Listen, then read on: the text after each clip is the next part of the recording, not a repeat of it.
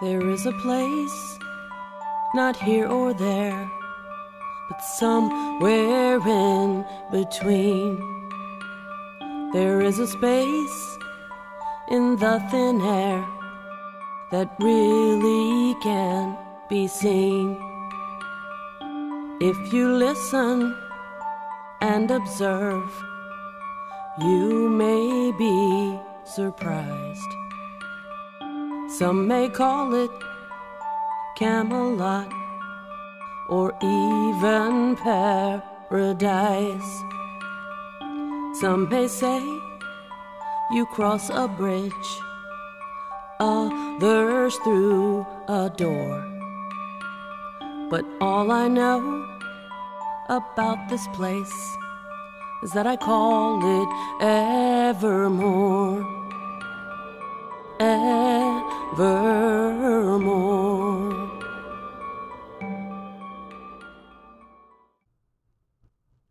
Hello, sweet spirits. Welcome to the show. My name is Suzanne Sorrell, and I'm the host of the Evermore Paranormal Network. On this episode, I will be talking about the evolution of Evermore. So let's begin. So, to talk about how Evermore got started, I need to backtrack a little bit and tell you about my early paranormal experiences. I did a whole show on my early paranormal experiences, so I'm just going to recap, give you a very brief background about these. There were three major things that happened way before I ever even considered being in the paranormal field.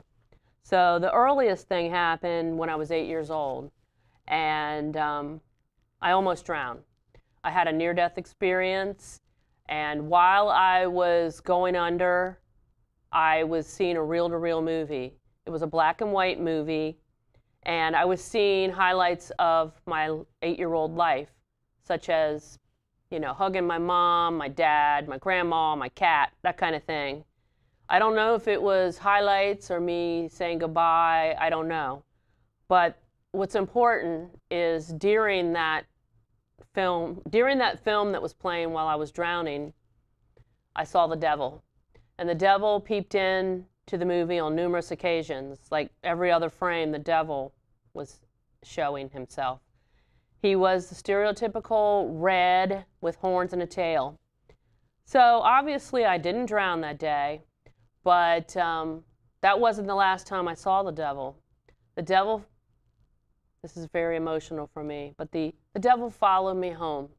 And for the next 10 years, while I was living in the apartment with my mom, the devil would appear in my bedroom mirror. And every time I looked into my bedroom mirror, I would morph into the devil. So for those 10 years, I had to deal with that from age approximately 8 to 18. So then, when I was 14, I saw my first ghost. And still in the same apartment, I woke up one night and I saw my mom's boyfriend, just his head, and it was in the upper right corner of the room, and he just moved all the way to the left side of the room. And when I was able to move, I ran into the other room, told my mom, and I never slept in that room again. Now, I was there for 4 years until from 14 to 18, I was still there, but I did not sleep in that room now. I'm sleeping with my mom because I was terrified of what I may wake up to again. However, soon after I saw the ghost, I would wake up and I would see my mom's boyfriend instead of my mom laying in the bed with a look of, I still don't know what it meant, maybe it's help, but he was just always, same look.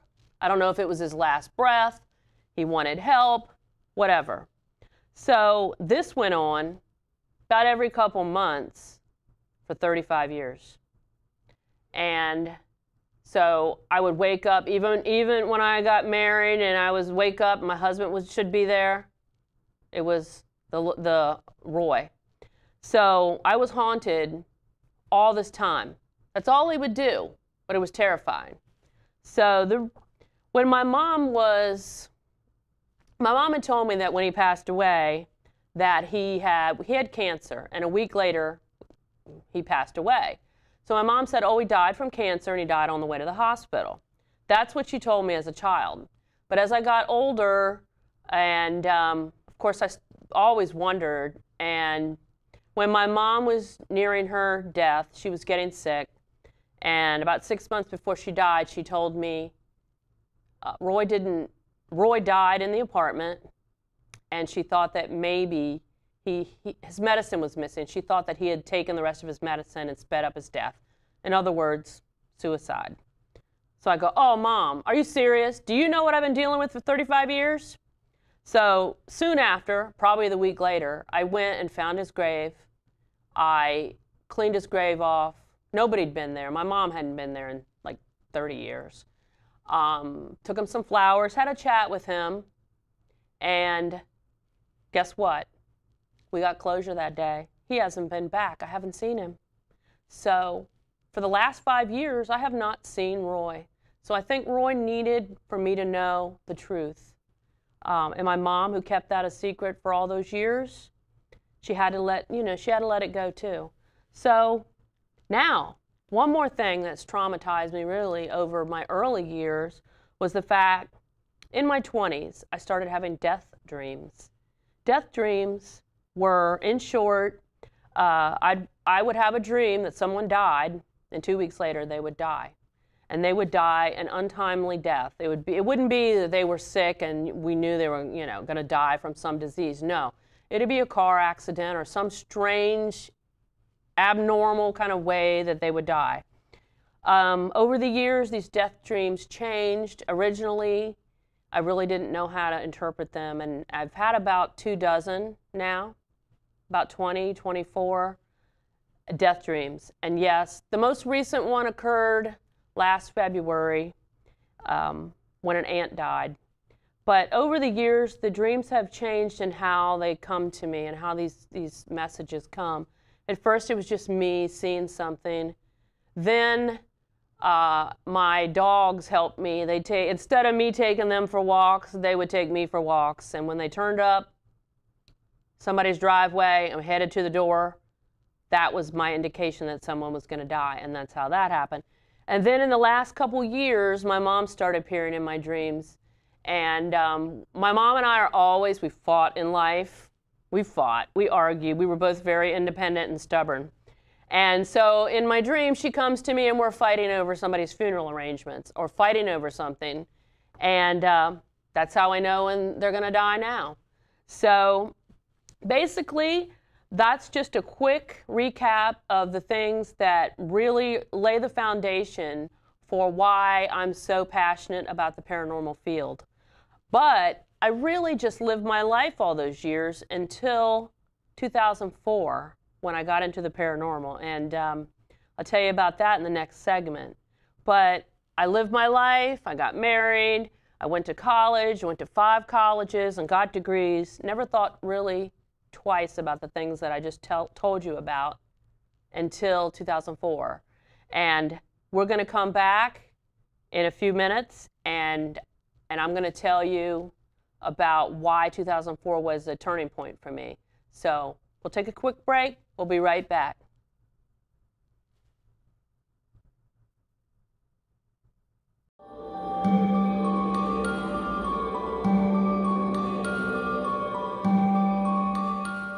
My journey skating for the gold taught me a lot, but my journey with breast cancer has been one of my greatest teachers.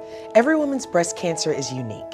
Be Wiser educates and empowers women to take control of their breast cancer treatment plan and help navigate their own path beyond 5 years. Talk to your doctor about information and tests to personalize a treatment plan that fits your needs. I did. Be informed, be wiser, support survivors like us. So, welcome back. Now, what happened in 2004 that brought the paranormal to the forefront?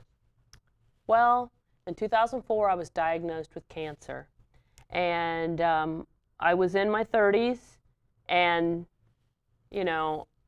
all the stuff that I just talked about in the first segment, I really didn't talk to anyone about, because back in the day, you didn't talk about this stuff. People would think you're crazy. They would stick you in a mental institute. You couldn't get a job, that kind of thing. You know, nowadays we do talk about it. And why do we talk about it? Because I feel the Ghost Hunters show came on the air. And so in 2004, just when I was diagnosed with cancer, and the TV show Ghost Hunters came on the air, and I think it was October 2004. That was when I had just finished my chemo and I was starting my radiation. So I was drawn to that show. I was wondering myself, you know, maybe I'm going to die from cancer. I started wondering, what if? What happens? I needed answers because I did not know. And lo and behold, I started watching the Ghost Hunter show. I watched it religiously every week for the 11 seasons that it was on. And all along, I was still focused on, you know, I had cancer. I really couldn't focus on my future. I didn't know if I was going to live. But I would watch the show, and I took it all in. I learned from the Ghost Hunters. I started buying equipment here and there, but I never went anywhere. So from 2004 to 2011, for 7 years, all I worried about was, am I going to live? I had cancer, and I really couldn't think about tomorrow. I had to focus on today and make sure that I got well. So over the 7 years, the first year after chemo, if you don't get if it doesn't come back, you kind of, you know, you're a little safer. The second year is a turning point. After 2 years and the cancer doesn't come back, you got a good chance that it's not going to come back.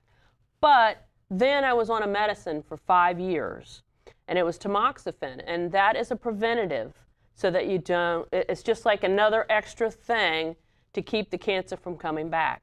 So from 2004 to 2011, I was basically going through treatment. On the day that I took my last pill, my tamoxifen pill, after 7 years of surgeries, doctors, so on, I finally felt that, hey, I can live again. And so all that equipment, all those shows, all that knowledge, now I'm ready to get out and do something with it. So what did I do? Well, of course, I had, you know, and by the way, the Ghost Hunters do know this story. They featured me in one of their TAPS magazine's editions a few years back, and I told my story, this whole story to you, and then some. But when I'm going out in the field, I said, what am I going to do? And of course, what I wanted to do is go to Cashtown Inn. On one of the episodes of Ghost Hunters, they went to Cashtown Inn in Gettysburg. Well, I don't know if it's Gettysburg, but it's near Gettysburg. Anyway, Grant Wilson was on the episode where the picture frame moved. Well, that's where I wanted to go for my first ever paranormal investigation. But when I looked into it, it was a little far off from Gettysburg, and I wanted to do other things in Gettysburg. As a result, we didn't go to Cashtown Inn, and I still haven't been to Cashtown Inn. I'm going to make sure I do that now that I'm saying that to you.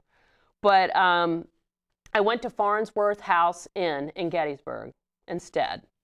Now, it didn't let me down, let me tell you. The first ever informal paranormal investigation. I mean, it's just me and my husband getting a room at Farnsworth House Inn. Now, Farnsworth House Inn is the most haunted inn in America. It's been ranked up there at the top. So I knew that I wasn't going to be let down, and I'll tell you, to this day, I've been back many times. I've never been let down regarding paranormal activity. So the first time we went, I wanted to stay in the Sarah Black room, but it was booked. So I stayed in the Sweeney room with my husband. Now, first night, I pulled out all stops. You know, I had every piece of equipment out and left the voice recorder running and just all night long.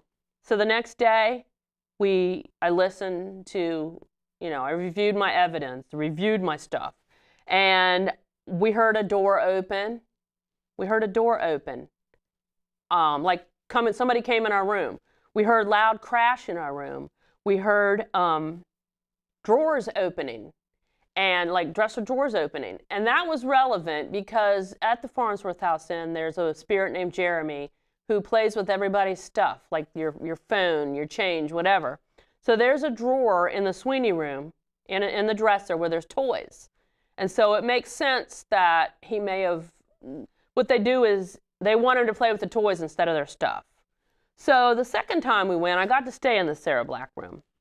And, okay, that was the most amazing thing that ever happened. And I'm going to speed this up because I'm running out of time with this segment. But in the Sarah Black room, it was the winter time. It was like January, February. It was bitter cold, and I was scared to death. And I would not turn the lights out. And I told my husband something was bothering me. I could not. I said, I'm going to go sleep in the car because I'm so scared. But I didn't know what was going on. I had done the same thing, set up all my equipment that day, left the room, and came back, and I hadn't reviewed the evidence yet. So anyway, I took a whole bunch of pictures. Long story short, before I run out of time, I kept looking at these pictures, and I didn't see anything in these pictures. I looked at them 4 different times over like 4 months. Every month I'd pull them out and go, I know there's something here. I know that something was going on. Long story short is I caught a levitating toy in the Sarah Black room at the Farnsworth. This toy, we went back and tried to debunk this at a later date. We had the toy, tried to figure out maybe it was just camera angle, whatever. Nope. Could not recreate what I got in the picture unless I held the toy 2 feet off the windowsill. So I knew something was going on. So those were my first time out, and I knew I was hooked. And I said, you know, I want to be a ghost hunter. I would love to be a ghost hunter on the show. It's now not airing. It's not filming anymore. But what I did, I was so impressed with Gettysburg, I decided, you know what? I want to bring Gettysburg to where I live in Virginia, in Manassas Park. We have a battlefield, and that, you know, there were battles fought during the Civil War. We have ghosts, so that was what I wanted to do. So we're going to come back, and I'll tell you what happened next and how Evermore got started.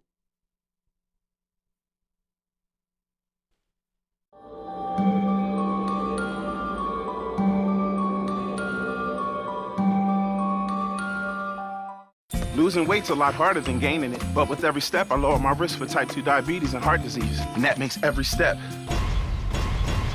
very much worth the effort. Learn how you can help stop diabetes. Visit checkupamerica.org or call 1-800-DIABETES. So, finally, we're back. And basically, when I came back from Gettysburg that time, my first investigation, I said, I want to start a home business.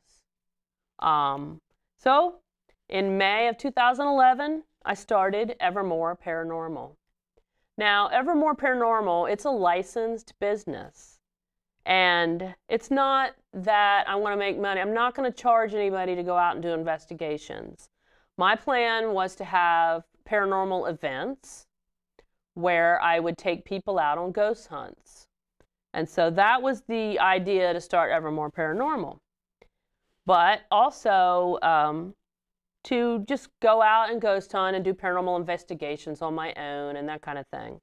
So that's, you know, officially Evermore started May 2011. Well, 6 weeks after Evermore, and by the way, this was a home business. It was in my study. So 6 weeks after I started Evermore Paranormal, my dad passed away. And I hadn't had a relationship with my dad. We'd had some issues and so on. But when he died, I inherited a part of a house. And so he left me a little bit of money. But it wasn't a lot because it had to be split like 8 ways. So, you know, I got a small chunk of money. And I decided I want to have a storefront. Let's move Evermore out of my little room at my home. And I will have a little retail store sell paranormal related stuff, and I will also, have events, paranormal ghost hunting events.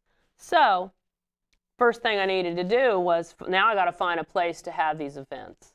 And I started going around. I live in Manassas Park, Virginia. There's not a lot of haunted houses sitting around. I was trying to figure out, okay, how am I going to do this? So I went up to the community center. I was looking for a cemetery, couldn't find it. And it ended up being just a little teeny plot of land hidden in some woods, no markers or anything. But when I went up there, the director came up and she told me where the cemetery was, but she said, forget the cemetery, we have ghosts here. And can you please come and figure this out for me? So long story short is she called me in, and I, at first I thought, this is a $22 million facility. It's like 80,000 square feet, brand new, beautiful community center. How can there be ghosts? But long story short, there are ghosts there. I spent the next 3 years doing research there and doing events there. And, it was just me. I was the founder of Evermore Paranormal. But I started having people come to me and want to be a part of it. And I said, well, I don't really have a team, but if you want to come and volunteer and help out in events, you can do that. What ended up happening is I ended up with a team. And the team that I have today are a handful of people that have been with me from almost the beginning, and people that I trust and have been loyal and worked their butts off for Evermore. So I'm very proud of them all, such as Gabe, who's standing behind the camera today, and Kat, Sylvia, my husband Jim, and Wendy. And Wendy, you don't see her much, but we go to her property a lot, and she's a friend of the show and the team. So anyway, as I'm doing these events, my mom gets sick. 15 months to the day that my dad died, my mom passed away. 15 months. The only good thing that came out of my mom passing away is I was an only child and she left me some money. And as a result, I was able to jump into the paranormal field 100%. And so now I had the ability to do what I wanted in this field. And thanks to my mom. And by the way, we'll talk another time, but my mom does communicate with me from the afterlife. And that's a whole nother story, and I'm writing a book about it and everything. But she is happy. She's actually part of Evermore. And I guess she's just a ghostly team member. But so now I go, okay, and then I got to speed this up again because we've done so much in the field. I started going to celebrity events and investigations. I've investigated with almost everybody you've seen on TV. I met almost everyone that's been on the Ghost Hunter show. As I mentioned earlier, I've met everyone but Jason. And I've had opportunities to meet Jason, but he's canceled for some reason events. He wasn't able to come for some reason or another. So, went full circle from me sitting there sick with cancer trying to get well to now we're actually investigating with the people that I looked up to. So then when my mom was dying, and I really don't have time to get in the story, but I started singing to my mom. She was in a coma for the last 32 days of her life. And as a result, I had the idea I wanted to sing to the other side. I wanted to sing to the dead. And I started singing at events, and I created what's called the Evermore Effect. It's where I sing to the other side. I'm able to communicate with them through song. Right now, I have 12 CDs out that I've written and produced. We also had a radio show for a short time. And I was a producer. It was on Blog Talk Radio. It was called Paranation. We did that for about 6 months or a year. Then in 2014, I was promoter of the first ever paranormal convention for women in the paranormal. We just had our second convention in Gettysburg. Soon after, I lucked out and met someone that was starting their own TV station. And we were the first pilot show, and we started, it was called the Evermore Paranormal Show, and we live streamed an hour talk show about the paranormal. We did 10 episodes of that, but one of the owners got sick, and in the meantime, I found this place right here, Fairfax Public Access. My husband and I went and trained, and we trained, and I'm officially the producer, and he's the director. And now we're producing our own show. And this is the last episode for season 1.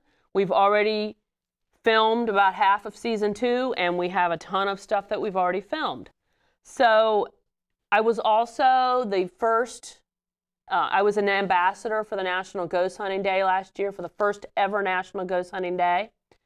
So right now, we're filming shows. I have a ton of research projects I'm doing.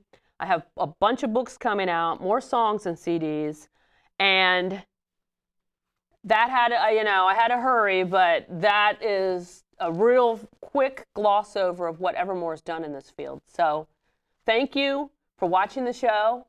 Thank you for watching the Evermore Paranormal Network and sticking with us for the whole season.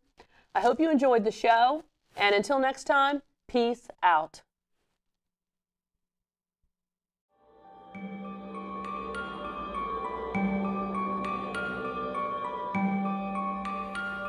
So in the end, what have I said is only that I'm sure. For all I know about this place,